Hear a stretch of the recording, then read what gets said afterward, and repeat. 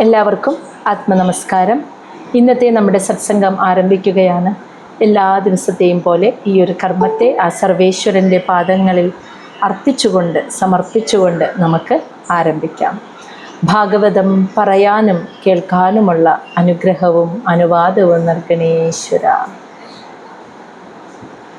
ഓം നമഃ ശിവായ. ഓം ഗും ഗുരുഭ്യോ നമഃ. ഓം നമോ നാരായണായ.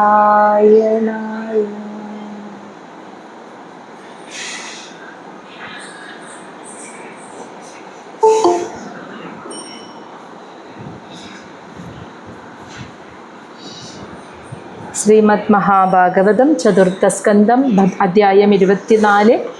ഭഗവാൻ മഹാദേവൻ പ്രചേതസ്സുകൾക്ക് ഉപദേശിക്കുന്ന രുദ്രഗീതം, അതാണ് നമ്മൾ മനസ്സിലാക്കിക്കൊണ്ടിരിക്കുന്നത്. അതിൽ ആദ്യം ഭഗവാൻ എന്തുകൊണ്ടാണ് ഈ പ്രചേതസ്സുകളോട് ഇത്രയ്ക്കും സ്നേഹം തോന്നി, അവരോട് കാരുണ്യം തോന്നി, അവരെ അനുഗ്രഹിക്കാനായിട്ട് വന്നത് എന്ന് അവരോട് പറയാണ്. അതായത് ഈ ലോകത്ത് ഭഗവാൻ മഹാവിഷ്ണുവിൻ്റെ തൃപ്പാദ പത്മങ്ങളിൽ സർവസ്വവും സമർപ്പിച്ചു കഴിയുന്ന നിഷ്കളങ്ക ഭക്തൻ ആരാണോ അവനാണ് എനിക്ക് ഏറ്റവും പ്രിയപ്പെട്ടവൻ. അതുകൊണ്ട് പ്രചേതസ്സുകളെ അത്രയ്ക്കും പ്രിയമുള്ളവരായതുകൊണ്ടാണ് പ്രചേതസ്സുകളെ അനുഗ്രഹിക്കാനായിട്ട് അവിടെ എത്തിച്ചേർന്നത് എന്ന് പറയുകയാണ്. എന്നിട്ട് പ്രചേതസ്സുകളോട് നിങ്ങൾ ഇവിടെ ഇരുന്ന് ഭഗവാൻ മഹാവിഷ്ണുവിനെ ധ്യാനിക്കേണ്ടത്, ആ ധ്യാനിക്കാനായിട്ട് ജപിക്കേണ്ട മന്ത്രം അത് ഞാൻ പറഞ്ഞു തരാം. ആ സ്തുതി ഗീതം, ഭഗവാനെ സ്തുതിച്ചുകൊണ്ടുള്ള ആ ഗീതം ഞാൻ പറഞ്ഞു തരാം. അത് നിത്യവും ധ്യാനിച്ച് ജപിച്ച് ഭഗവാനെ ആരാധിച്ച് തപസ് ചെയ്യൂ എന്നാണ് പറഞ്ഞത്. എന്നിട്ട് രുദ്രഗീതം ആരംഭിച്ചു. അപ്പോൾ രുദ്രഗീതം തുടങ്ങിയപ്പോൾ തന്നെ ഭഗവാന്റെ മഹാത്മ്യത്തെ, ഭഗവാന്റെ പാദങ്ങളിൽ ഞാൻ നമസ്കരിക്കുന്നു, മഹാദേവനാണ് പറയുന്നത് കേട്ടോ, അവിടുത്തെ തൃപ്പാദങ്ങളിൽ ഞാൻ നമസ്കരിക്കുന്നു എന്ന് പറഞ്ഞുകൊണ്ടാണ്, ഭഗവാന്റെ സവിശേഷതകളെ എടുത്തു പറഞ്ഞുകൊണ്ടാണ് രുദ്രഗീതം ആരംഭിച്ചത്. ഇനി നമ്മൾ 39 ശ്ലോകം വരെ കഴിഞ്ഞു. എല്ലാ ജീവജാലങ്ങളുടെയും ശരീരമായിരിക്കുന്നതും, ഇനി ഏറ്റവും വലിയ ശരീരം സ്ഥൂല ശരീരം എന്ന് പറഞ്ഞ വിരാട് സ്വരൂപനായിരിക്കുന്നതും, അതുപോലെ ത്രിലോകങ്ങളുടെ പരിപാലകനായിരിക്കുന്നതും സകലതിനും ഓജസ്സും തേജസ്സും നൽകുന്നവനായ ഭഗവാനെ അങ്ങയെ ഞാനിതാ നമസ്കരിക്കുന്നു. അതാണ് 39ാമത്തെ ശ്ലോകത്തിൽ പറഞ്ഞത്. ഇനി ശ്ലോകം 40. അർത്ഥലിംഗായ നഭസേ നമഃ അന്തർബഹിഃ ആത്മനെ നമഃ പുണ്യായ ലോകായ അമുഷ്മൈ ഭൂരിവർച്ചസേ.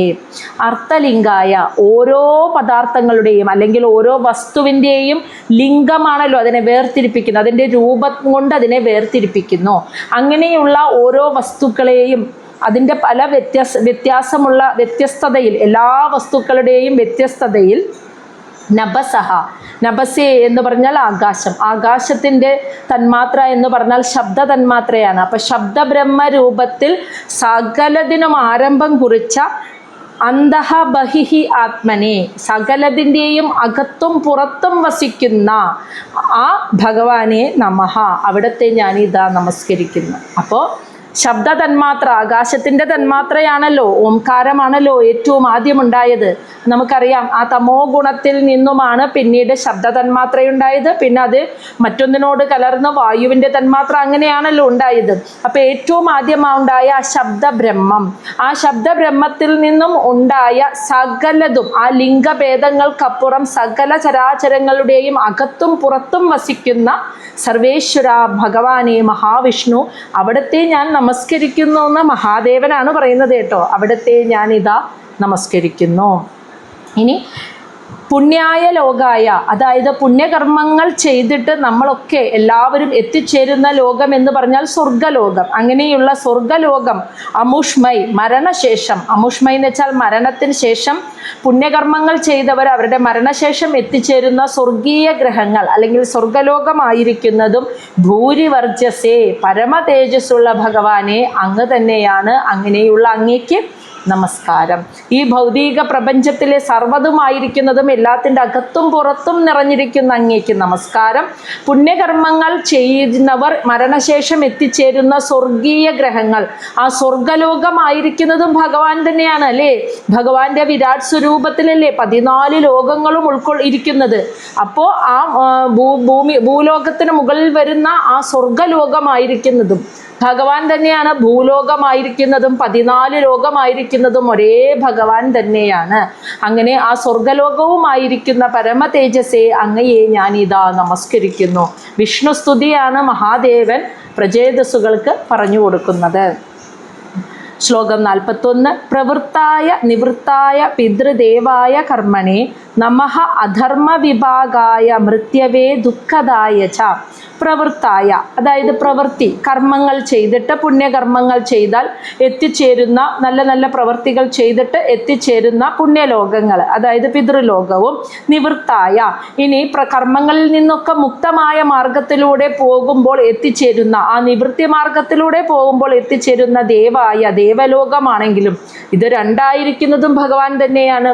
പുണ്യകർമ്മങ്ങളിലൂടെ എത്തിച്ചേരുന്ന പിതൃലോകമാണെങ്കിലും നിവൃത്തി മാർഗം, കർമ്മങ്ങളിൽ നിന്നൊക്കെ മുക്തമായ മാർഗത്തിലൂടെ ഒരുവൻ സഞ്ചരിച്ച് അവൻ മരണശേഷം എത്തിച്ചേരുന്ന ദേവലോകമാണെങ്കിലും ഇത് രണ്ടായിരിക്കുന്നതും അങ്ങ് തന്നെ കർമ്മണേ. ഇനി ഈ കർമ്മമായിരിക്കുന്നതും നിവൃത്തി മാർഗമാണെങ്കിലും പ്രവൃത്തി മാർഗമാണെങ്കിലും രണ്ടും കർമ്മം തന്നെയാണല്ലോ. അതായത് കർമ്മം സ്വധർമ്മമായിട്ട് നമ്മുടെ ഉത്തരവാദിത്തങ്ങൾ ചെയ്ത് ജീവിക്കുന്ന കർമ്മമായിരിക്കുന്നതും അങ്ങ് തന്നെ. ആ കർമ്മങ്ങൾ ചെയ്തിട്ട് അതിലൂടെ എത്തിച്ചേരുന്ന പിതൃലോകവും ദേവലോകവും ആയിരിക്കുന്നത് അങ്ങ് തന്നെ. ഇനി അധർമ്മ വിഭാഗായ, ഇനി സത്കർമ്മം ചെയ്യാതെ അധർമ്മം പ്രവർത്തിച്ച് അതിലൂടെ ദുഃഖദായ, ദുഃഖം നിറഞ്ഞ ഒരു ജീവിതം നയിക്കാൻ, ആ ദുഃഖത്തെ, അതിനുള്ളൊരു ശിക്ഷയായിട്ട് ആ ദുഃഖത്തെ നൽകുന്ന മൃത്യുവേ, മരണദേവൻ, അന്തകൻ, മൃത്യുദേവൻ, അതായത് യമരാജനാണല്ലോ ഓരോരുത്തർക്കും കർമ്മഫലത്തെ കൊടുക്കുന്നത്. അധർമ്മങ്ങൾ ചെയ്തിട്ട്, തെറ്റായ കർമ്മങ്ങൾ ചെയ്തിട്ട് അതിൻ്റെ കർമ്മഫലമാകുന്ന ദുഃഖത്തെ അനുഭവിപ്പിക്കുന്ന ഓരോരുത്തരെയും ആ ദുഃഖത്തെ അവർക്ക് കൊടുക്കുന്ന ആ മരണദേവൻ, മൃത്യുദേവനായിരിക്കുന്നതും ആയ അങ്ങേക്ക് നമഃ, നമസ്കാരം എന്ന്. അപ്പോൾ ഈ ഒരു രുദ്രഗീതത്തിലൂടെ നമ്മൾ മനസ്സിലാക്കുന്നത് സർവ്വതും ഭഗവാൻ തന്നെ എന്ന ഒരു തത്വമാണ്. അതിലൂടെ ഓരോ ഭാവങ്ങളെയും എടുത്തെടുത്ത് പറഞ്ഞിട്ട് അങ്ങനെയുള്ള അങ്ങേക്ക് നമസ്കാരം, അതാണ് രുദ്രഗീതത്തിൽ പറയുന്നത്. സർവ്വതും ഭഗവാൻ തന്നെ. അപ്പോൾ പിതൃലോകവും സ്വർഗലോകവും ദേവലോകവും അങ്ങ് തന്നെ, ഇവിടെയൊക്കെ എത്തിപ്പെടുന്ന കർമ്മങ്ങളും അങ്ങ് തന്നെ. ഇനി അധർമ്മം ചെയ്യുന്ന ഒരുവൻ അധർമ്മം ചെയ്യുമ്പോൾ അവൻ അനുഭവിക്കുന്ന, ഭൂമിയിൽ ജീവിതത്തിൽ അവൻ അനുഭവിക്കുന്ന ദുഃഖങ്ങൾ, ആ ദുഃഖത്തെ നൽകുന്ന മൃത്യുദേവനായിരിക്കുന്നതും അങ്ങ് തന്നെയാണല്ലോ. ശ്ലോകം 42. നമഃ തേ ആശിഷാം ഈശ മനവേ കാരണാത്മനെ നമഃ ധർമായ ബൃഹദേ കൃഷ്ണായ അഗുണ്ടമേധസേ പുരുഷായ പുരാണായ സാംഖ്യയോഗേശ്വരായ ച. നമഃ, നമസ്കരിക്കുന്നു, തേ അങ്ങയെ, ആശിഷാം, ഈശ, എന്ന് വെച്ചാൽ അല്ലയോ വിഷ്ണു ഭഗവാനെ, ആശിഷാം എന്ന് വെച്ചാൽ ആഗ്രഹങ്ങളെ, മനവേ, ആഗ്രഹങ്ങൾ ഉണ്ടാകുന്നത് എവിടെയാ? മനസ്സിൽ. ആ മനസ്സായിരിക്കുന്ന കാരണാത്മനെ, ആ മനസ്സുണ്ടാകാൻ കാരണവും പരമകാരണവുമായിരിക്കുന്ന ഭഗവാനെ അങ്ങയെ ഞാനിതാ നമഃ, നമസ്കരിക്കുന്നു. എല്ലാ ആഗ്രഹങ്ങളും ഉണ്ടാകുന്ന അതിൻ്റെ ഉദ്ഭവസ്ഥാനം മനസ്സാണല്ലോ. ഈ മനസ്സായിരിക്കുന്നതും ചിന്തകളായിരിക്കുന്നതും അങ്ങ് തന്നെയാണ്. അതിന് കാരണവും പരമകാരണവുമായിരിക്കുന്ന അങ്ങയെ ഞാനിതാ നമസ്കരിക്കുന്നു. ഇനി നമഃ, നമസ്കരിക്കുന്നു, ധർമായ ബൃഹദേ, അതായത് ധർമ്മങ്ങളിൽ വെച്ച് ഏറ്റവും വലിയ ശ്രേഷ്ഠമായ ധർമ്മം ചെയ്ത അകുണ്ഠമേധസേ, തടസ്സപ്പെടാത്ത അനന്തമായ ബുദ്ധി, പ്രചോദിതമായ ബുദ്ധിയുള്ള കൃഷ്ണായ, ആ സാക്ഷാൽ ഭഗവാൻ മഹാവിഷ്ണുവിനെ നമഃ, ഞാനിതാ നമസ്കരിക്കുന്നു. പുരാണപുരുഷായ, ഏറ്റവും ആദിയിലുണ്ടായ പുരുഷനായ, സാംഖ്യയോഗേശ്വരായ, സാംഖ്യയോഗ തത്വത്തിൻ്റെ ഗുരുവുമായിട്ടുള്ള അങ്ങയെ ഞാനിതാ നമസ്കരിക്കുന്നു. അപ്പോൾ എല്ലാ ആഗ്രഹങ്ങളുടെയും ഉത്ഭവസ്ഥാനമാകുന്ന മനസ്സ്, ആ മനസ്സുണ്ടാകാനുള്ള കാരണവും പരമകാരണവും മനസ്സ് തന്നെയായിരിക്കുന്ന അങ്ങയെ നമസ്കരിക്കുന്നു. ധർമ്മം ചെയ്യുന്നവരിൽ വെച്ച് ഏറ്റവും വലിയ ധർമ്മത്തെ ചെയ്യുന്ന ഏറ്റവും ശ്രേഷ്ഠനും അകുണ്ഠമായ തടസ്സപ്പെടാത്ത അനന്തമായ ബുദ്ധിവൈഭവമുള്ളവനും പുരാണ പുരുഷനുമായ സാംഖ്യയോഗ ശാസ്ത്രത്തിൻ്റെ ഗുരുവുമായിരിക്കുന്ന അല്ലയോ ഭഗവാനെ, കൃഷ്ണ ഭഗവാനെ, അങ്ങയെ ഞാനിതാ നമസ്കരിക്കുന്നു.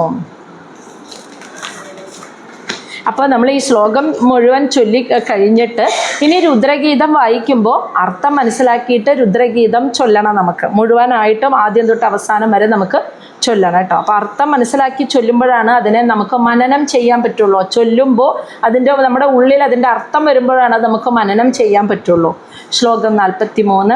ശക്തിത്രയ സമേതായ മീഡുഷേ അഹം കൃതാത്മനെ ഛേദ ആകൂതി രൂപായ നമഃ വാച വിഭൂതയേ. ശക്തിത്രയ സമേതായ, ശക്തിത്രയ 3 തരം ശക്തികളും സംഗമിച്ചു ചേർന്ന അഹം കൃതാത്മനെ, അഹങ്കാര തത്വത്തിൻ്റെ ഉറവിടമായ മീഡുഷേ, മഹാദേവനായിരിക്കുന്നതും അങ്ങാണല്ലോ എന്ന്. എന്താ അർത്ഥം? ആ വാക്കിൻ്റെ അർത്ഥം മീഡുഷേ എന്ന് വെച്ചാൽ മഹാദേവനായിരിക്കുന്ന അങ്ങേക്ക് നമസ്കാരം. മഹാദേവൻ തന്നെയാണ് പറയുന്നത് മഹാദേവനായിരിക്കുന്നതും അങ്ങ് തന്നെയെന്ന്. അതായത് ഇവിടെ ബ്രഹ്മ വിഷ്ണു മഹേശ്വരന്മാർ എന്ന് പറയുന്നത് ആ പ്രകൃതിയാണ് എന്ന് ഉറപ്പിച്ചു പറയാണ്. അപ്പോൾ ശക്തിത്രയ സമേതായ 3 തരം ശക്തി എന്ന് പറഞ്ഞാൽ എന്താ? ഒരു കർമ്മം ചെയ്യാനായിട്ട് നമ്മുടെ ശരീരത്തിന് ശക്തി വേണം അല്ലേ? അതിനെന്താ പറയുക? ക്രിയാശക്തി അല്ലേ? ക്രിയാശക്തി എന്നാ പറയുക. കർമ്മം ചെയ്യാൻ ശരീരത്തിന് ശക്തി വേണം. ഇപ്പം ഈ ഒരു പ്രവൃത്തി ചെയ്യണമെങ്കിൽ ശരീരത്തിനും നാവിനും ശക്തി വേണം അല്ലേ? അതാണ് ക്രിയാശക്തി. ഇനി ഈ കർമ്മം ചെയ്യാനുള്ള അറിവ് ഉള്ളിലുണ്ടായിരിക്കണം അല്ലേ? അതിനെയാണ് എന്തെന്ന് പറയുന്നത്? ജ്ഞാനശക്തി. ഈ ഒരു കർമ്മം ചെയ്യാൻ നമുക്കൊരു അറിവ്, ആ പ്രവൃത്തി ഇങ്ങനെയാണ് ചെയ്യേണ്ടത് എന്നുള്ള അറിവ് നമുക്കുള്ളിലുണ്ടാവണം. അതിനെയാണ് ജ്ഞാനശക്തി. ഇനി ഇച്ഛാശക്തി എന്ന് പറഞ്ഞാൽ എന്താ? ഒരു കർമ്മം ചെയ്യാൻ ആദ്യം തന്നെ അവൻ്റെ ഉള്ളിലൊരു ആഗ്രഹം മുളയ്ക്കണം, ഒരു ഇച്ഛ ഉണ്ടാവണം.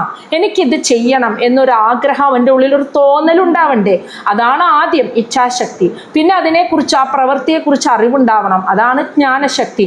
പിന്നെ അത് ചെയ്യാൻ ശരീരത്തിന് കെൽപ്പുണ്ടാവണം, അതാണ് ക്രിയാശക്തി. അപ്പോൾ ഇച്ഛാശക്തി, ജ്ഞാനശക്തി, ക്രിയാശക്തി 3ൻ്റെയും സംഗമം എന്താണ്? ഈ 3ഉം എന്തിൽ നിന്നാണ്? അഹങ്കാര തത്വത്തിൽ നിന്നാണ് ഉണ്ടാകുന്നത്. ഈ അഹങ്കാര തത്വത്തിൻ്റെ ഉറവിടം എന്ന് പറയുന്നത് മഹാദേവനാണ്. ആ മഹാദേവനായിരിക്കുന്ന അങ്ങേക്ക് നമസ്കാരം എന്ന് വെച്ചാൽ മഹാവിഷ്ണു തന്നെയാണ് മഹാദേവനായിരിക്കുന്നത് എന്നർത്ഥം. ഇനി ഛേദ ആകൂതി രൂപായ, അതായത് ജ്ഞാനത്തിൻ്റെ ഉറവിടമായിട്ടുള്ള, ശരിയായ ജ്ഞാനത്തിൻ്റെ ഉറവിടമായിരിക്കുന്ന വാചവിഭൂതയെ, വാചം വാക്കുകൾ, വേദമന്ത്രങ്ങൾ ആരിൽ നിന്നാണ് ഉത്ഭവിച്ചത്? ആരുടെ മുഖമാണ് 4 വേദങ്ങളായിരിക്കുന്നത്? അപ്പോൾ ബ്രഹ്മാവ് അല്ലേ? അപ്പോൾ വാചവിഭൂതയെ, ബ്രഹ്മാവായിരിക്കുന്നതും വേദമന്ത്രങ്ങളുടെ ഉറവിടമായിരിക്കുന്ന ബ്രഹ്മാവായിരിക്കുന്നതും അങ്ങ് തന്നെ, അങ്ങനെയുള്ള അങ്ങേക്ക് നമസ്കാരം. അപ്പോൾ മഹാദേവനും ബ്രഹ്മാവും ആയിരിക്കുന്നത് അങ്ങ് തന്നെയാണല്ലോ. അതാണ് 3 ശക്തിയുടെയും എന്താ പറയുക, സംഗമമായിരിക്കുന്ന അഹങ്കാര തത്വത്തിൻ്റെ ഉറവിടമായ മഹാദേവനായിരിക്കുന്നതും അങ്ങ് തന്നെ, ജ്ഞാനത്തിൻ്റെ ഉറവിടവും വേദമന്ത്രങ്ങളുടെ ഉറവിടവുമായിരിക്കുന്ന ബ്രഹ്മാവായിരിക്കുന്നതും അങ്ങ് തന്നെ.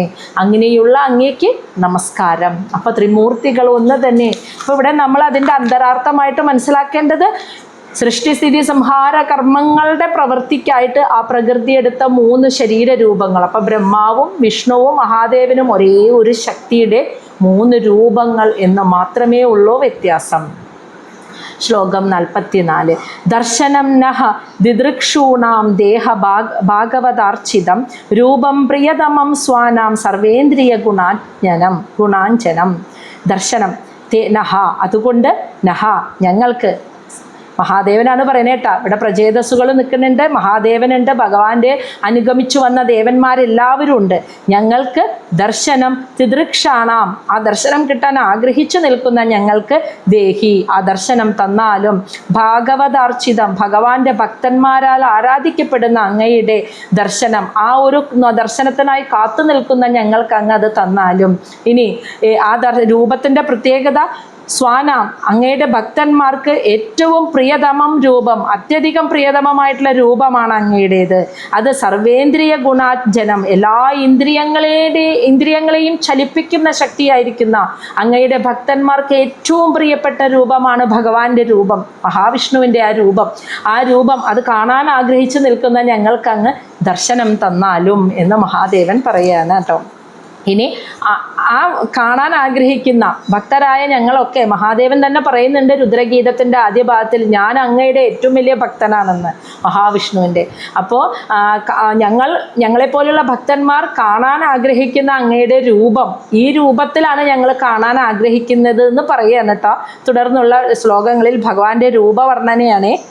അപ്പം നമ്മളത് മനസ്സിൽ കാണുക കേൾക്കുമ്പോൾ. ശ്ലോകം 45-46.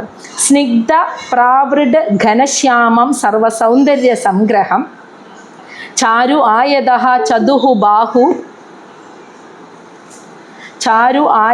ചതുഹു ബാഹും സുജാതരുചിരാനനം പത്മകോശപലാശാക്ഷം സുന്ദരഭ്രൂ സുനാസികം സുദ്വിജം സുകപോലാസ്യം സമകർണവിഭൂഷണം. സ്നിഗ്ധം മിന്നിത്തിളങ്ങുന്ന പ്രാവൃഡ് വർഷകാലത്തെ ഘനശ്യാമം കാർമേഘത്തിൻ്റെ നിറമായിരുന്നു ഭഗവാന്റെ ശരീരത്തിന്.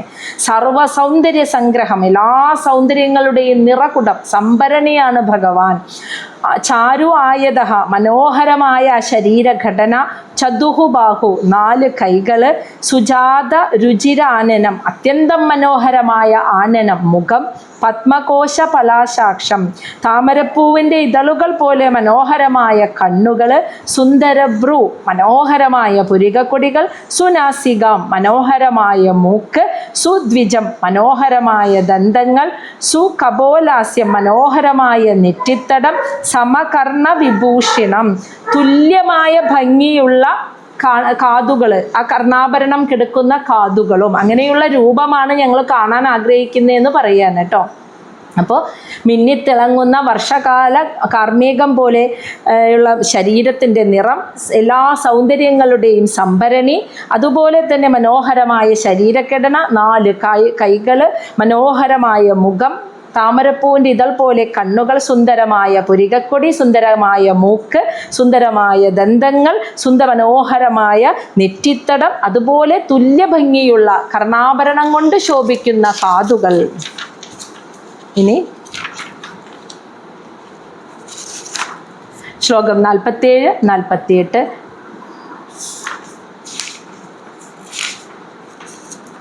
പ്രീതി പ്രഹസിത അഭാംഗ അളകൈ രൂപശോഭിതം. പ്രീതി പ്രഹസിത അഭാംഗ അളകൈ രൂപശോഭിതം ലസത് പങ്കജ കിഞ്ചൽക ദൂകുലം മൃഷ്ടകുണ്ടലം സ്ഫുരത് കിരീടവലയഹാര നൂപുരമേഖലം ശംഖചക്ര ഗദാ പത്മമാലാ മണി ഉത്തമ ഹൃദി മത്. പ്രീതി കാരുണ്യപൂർവമായ, പ്രഹസിത പുഞ്ചിരിയോടുകൂടിയ, അഭാംഗം കടക്കണ്ണോട്ടം, ഭഗവാന്റെ ആ കടക്കണ്ണോട്ടം കാരുണ്യം നിറഞ്ഞതും ഒപ്പം ഒരു ചെറിയ പുഞ്ചിരിയോടും കൂടിയ കടക്കണ്ണോട്ടം, അളകൈ ചുരുണ്ട മുടിയാൽ രൂപശോഭിതം ഭംഗിയാർന്ന, ചുരുണ്ട മുടി ഇങ്ങനെ വീണ് കിടക്കുമ്പോൾ ഭംഗിയുള്ള മുഖം, ലസത്ത് എന്ന് വെച്ചാൽ തിളങ്ങുന്ന, പങ്കജം താമരയുടെ, കിഞ്ചൽക്കം എന്ന് പറഞ്ഞാൽ കടും, ആ നടുഭാഗ താമരയുടെ ഇതളുകളുടെ എല്ലാ നടുഭാഗത്ത് വരുന്ന ഒരു പൂമുട്ടിൻ്റെ മഞ്ഞ നിറം ഉണ്ടല്ലോ, ആ കടും മഞ്ഞ നിറത്തിലുള്ള ദൂകുലം വസ്ത്രം, അതായത് മഞ്ഞപ്പട്ടുടയാട ചാർത്തിയിരിക്കുന്നു. മൃഷ്ടകുണ്ടലം തിളങ്ങുന്ന കർണാഭരണങ്ങൾ, സ്വരത് കിരീടം പ്രകാശിക്കുന്ന കിരീടം, വലയം വളകള്, ഹാരം കണ്ടാഭരണങ്ങൾ മാലകൾ, നൂപുരമേഖലം കാൽ ചിലങ്കകൾ, മേഖലം എന്ന് വെച്ചാൽ അരപ്പട്ട, അരക്കച്ച എന്ന് പറയും, ശംഖ് ചക്രം ഗദ പത്മം താമരപ്പൂവ്, മാല, പിന്നെ മണി, ഉത്തമ ഋതിമത് അതായത് വളരെ ഉത്തമമായ മണികളും ചാർത്തിയിരിക്കുന്നു. ഇതുകൊണ്ടെല്ലാം മനോഹരമായ രൂപം. അപ്പോൾ അലങ്കാരങ്ങളെ വർണ്ണനയാണ് ഈ 47-48 ശ്ലോകങ്ങളിൽ പറയുന്നത്. അപ്പോൾ കടക്കണ്ണോട്ടം, കാരുണ്യവും പുഞ്ചിരിയും നിറഞ്ഞ കടക്കണ്ണോട്ടം, അതുപോലെ ചുരുണ്ട മുടി കൊണ്ട് മനോഹരമായ മുഖം, പ്രകാശിക്കുന്ന താമരയുടെ മഞ്ഞ കടും മഞ്ഞ, നടുഭാഗത്ത് വരുന്ന കടും മഞ്ഞ നിറമുള്ള മഞ്ഞ പട്ടുടയാട ചാർത്തിയിരിക്കുന്നു. അതുപോലെ തന്നെ തിളങ്ങുന്ന കർണാഭരണങ്ങൾ, പ്രകാശിക്കുന്ന കിരീടം, വളകൾ, കണ്ടാഭരണം, കാൽച്ചിലങ്കകൾ, അരക്കച്ച, ശംഖ് ചക്ര ഗദ പത്മം, മാല, മുത്തുമാലകൾ, ഇങ്ങനെയെല്ലാം കൊണ്ട് മനോഹരമായ ഭഗവാന്റെ ആ രൂപമാണ് കാണാൻ ആഗ്രഹിക്കുന്നത്. ശ്ലോകം 49. സിംഹ സ്കന്ദ ത്വിഷോ ബിഭ്രത് സൗഭഗ ഗ്രീവ കൗസ്തുഭം. സിംഹ സ്കന്ദ ത്വിഷഃ ദ്വിഷോ ബിഭ്രത് സൗഭഗ ഗ്രീവ കൗസ്തുഭം ശ്രീയ അനപായിന്യ ആക്ഷിപ്ത നികഷ അശ്മ ഉരസ ഉല്ലസത്. ശ്രീയ അനപായിന്യ ആക്ഷിപ്ത നികഷാശ്മ ഉരസ ഉല്ലസത്. സിംഹസ്കന്ധം, സിംഹത്തിൻ്റെ തോൾ പോലെ, ത്വിഷ തിളങ്ങുന്ന, ബിഭ്രത്ത് ഇങ്ങനെ തിളങ്ങാന്ന് വെച്ചാൽ സിംഹത്തിൻ്റെ തോൾ പോലെ ഉയർന്ന തോളാണ് ഭഗവാന്റെ. പക്ഷെ ആ തോളിൻ്റെ പ്രത്യേകത കർണാഭരണത്തിൻ്റെ തിളക്കം കൊണ്ട് പ്രകാശിക്കുന്ന തോളുകൾ, അതാണ് ത്വിഷ ബിഭ്രത്ത്. ആ പ്രകാശത്തെ ബിഭ്രത്ത് എന്ന് വെച്ചാൽ വഹിക്കാന്ന്. കർണാഭരണത്തിൻ്റെ തിളക്കം വഹിക്കുന്ന, ആ പ്രകാശത്തെ വഹിക്കുന്ന ഉയർന്ന സിംഹത്തിൻ്റെ തോള് പോലെയുള്ള തോളുകൾ. അതോടൊപ്പം സൗഭഗ മനോഹരമായ ഗ്രീവ കണ്ഠം, ആ കണ്ഠത്തിൽ കൗസ്തുഭരത്നം പതിപ്പിച്ചിരിക്കുന്നു. ഇനി ശ്രീയ അനപായിന്യ ഭഗവാനെ ഒരിക്കലും വിട്ടുപോവാത്ത, അതാണ് അനപായിന്യ ശ്രീയ. ആ ശ്രീദേവി ലക്ഷ്മി ദേവി ഭഗവാനോട് ചേർന്നിരിക്കുന്നതിനെ വർണ്ണിക്കുന്നത് ഇങ്ങനെയാണ്.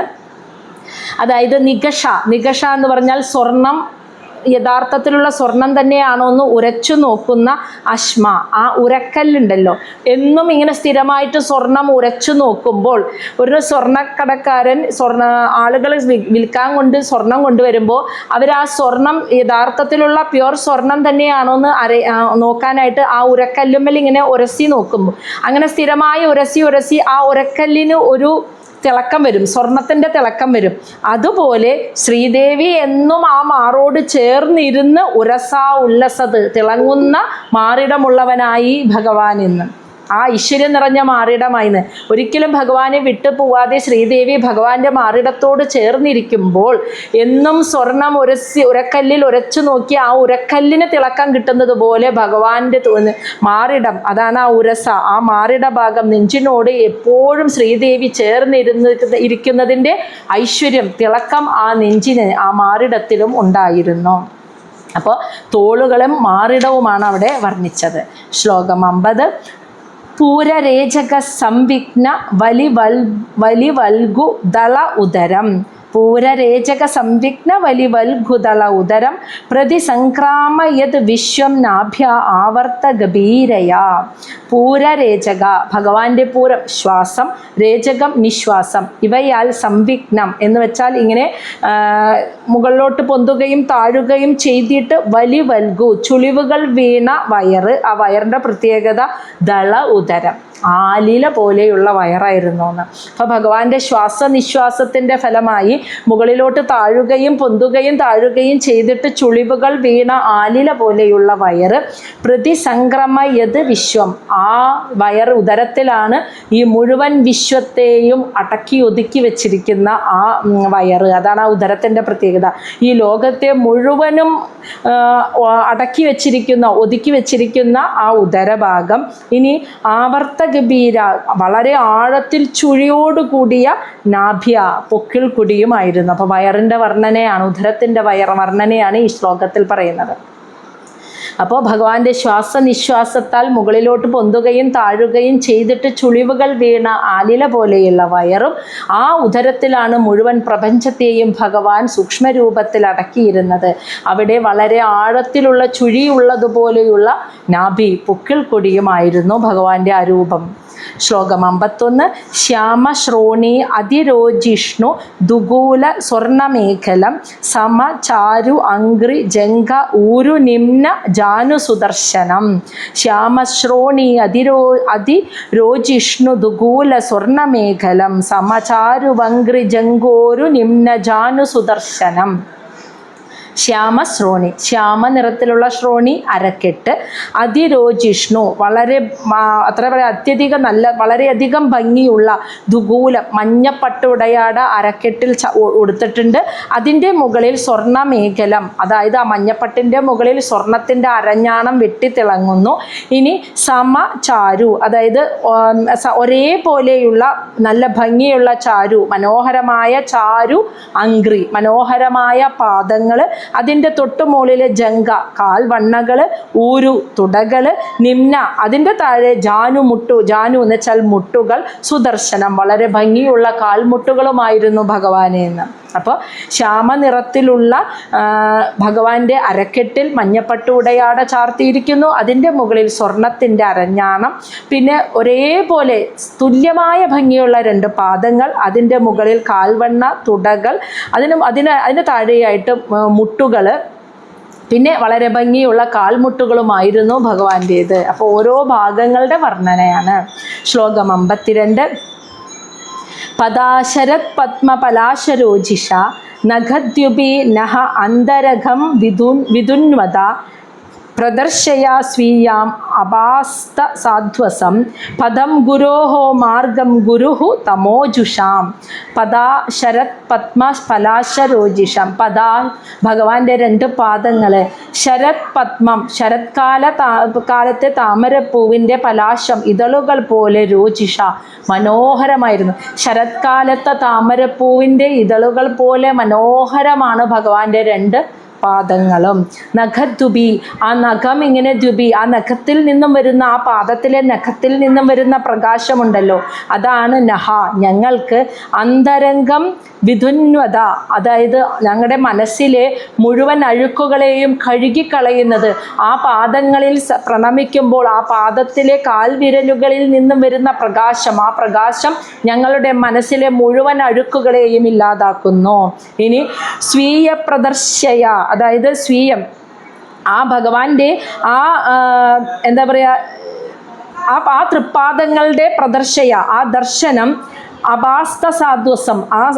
അപാസ്ത സാധ്വസം എന്ന് വെച്ചാൽ സാധ്വസം എന്ന് വെച്ചാൽ ഈ ഭൗതിക ലോകത്തെ മുഴുവൻ മാലിന്യങ്ങളെയും അപാസ്തം ക്ഷയിപ്പിച്ചു കളയുന്ന ഭഗവാന്റെ തൃപ്പാദങ്ങളുടെ ആ ദർശനം ഉണ്ടല്ലോ, അതാണ് ഞങ്ങളുടെ ഈ ലോകത്തിലെ എല്ലാ ലോക ജീവിതത്തിൽ അനുഭവിക്കുന്ന എല്ലാ ദുഃഖങ്ങൾക്കുമുള്ള അതിനെയൊക്കെ ഇല്ലാതാക്കുന്ന, ഞങ്ങൾക്ക് ആശ്രയിക്കാനുള്ള ഒരേ ഒരു ആശ്രയ സ്ഥാനം എന്ന് പറയുന്നത് ആ തൃപ്പാദങ്ങളാണ്.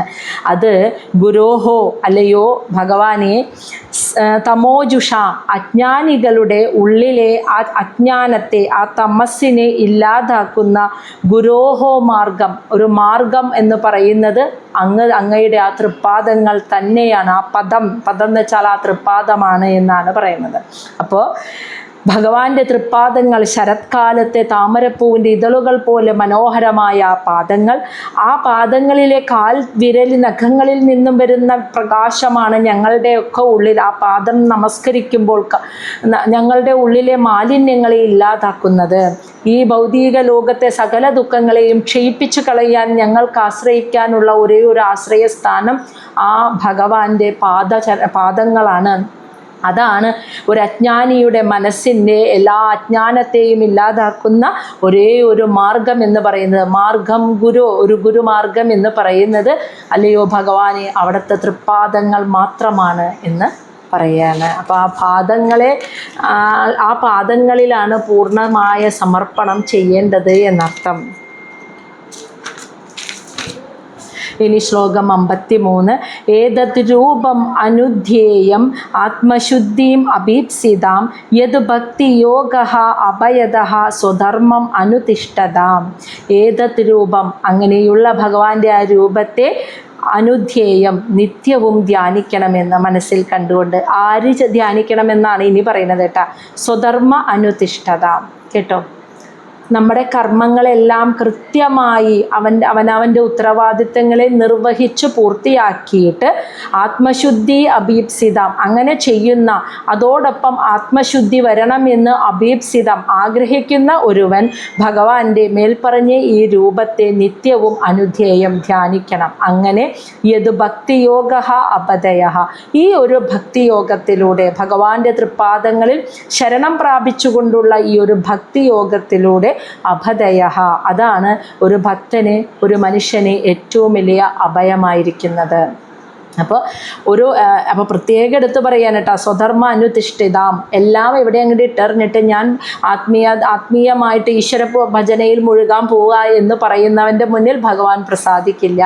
അവൻ്റെ കർമ്മങ്ങളെ, ഉത്തരവാദിത്തങ്ങളെ കൃത്യമായി നിർവഹിച്ച് അതോടൊപ്പം ആത്മശുദ്ധി വരണമെന്ന് ആഗ്രഹിക്കുന്ന ഒരുവൻ മേൽപ്പറഞ്ഞ ഭഗവത് രൂപത്തെ മനസ്സിൽ കണ്ടുകൊണ്ട് ധ്യാനിച്ചാൽ, ആ ധ്യാനത്തിലൂടെ, അതായത് ആ ഭഗവാന്റെ പാദങ്ങളിൽ ശരണാഗതി അടഞ്ഞുള്ള നിഷ്കളങ്ക നിഷ്കളങ്ക ഭക്തിയിലൂടെ ഒരുവന് അതുമാത്രമാണ് അഭയമായിരിക്കുന്നത് എന്നാണ് പറയുന്നത്.